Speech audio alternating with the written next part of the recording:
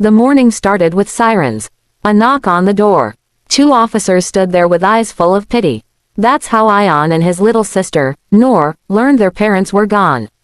A car accident. No warning, no goodbye, just silence that filled every corner of their home.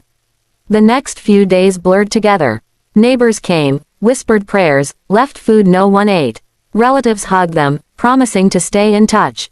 But soon the crowd thinned, and the house that once echoed with laughter became a museum of memories, every photo on the wall a reminder of what they'd lost.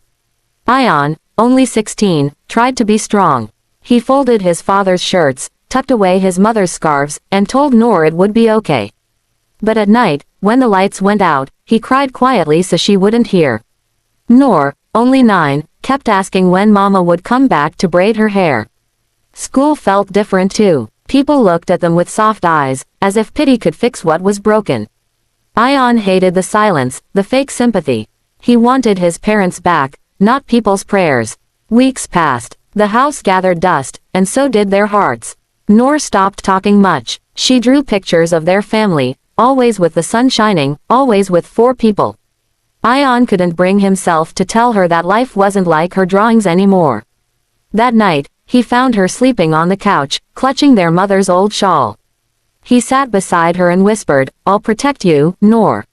No matter what happens." He didn't know how he'd do it, but he meant it with all his heart. That was the night Ayan stopped being a boy. Episode 2. We Learn to Live Again. 2 years later, the house was still small, but the air felt different. Noor had grown taller. Ayan worked part-time at a mechanic shop while finishing school. The pain hadn't vanished, it had simply changed shape. It lived quietly in their memories now. Every morning, Ayan made breakfast like his mother used to. Noor helped pack his lunch, just like she'd seen their father do. They didn't talk about the accident anymore, but their love for each other became the glue that kept them from falling apart. One day, Noor found an old voice note on their mother's phone, her mom laughing, saying, "Take care of each other, okay?" The message was from months before the accident, but it felt like it was meant for now. They listened to it over and over, crying, then smiling. Ayan applied for a scholarship to college. He wrote in his essay, "Greater than, loss taught me how to grow roots in broken ground. My parents didn't leave us empty, they left us strong." When he got accepted, Noor screamed with joy.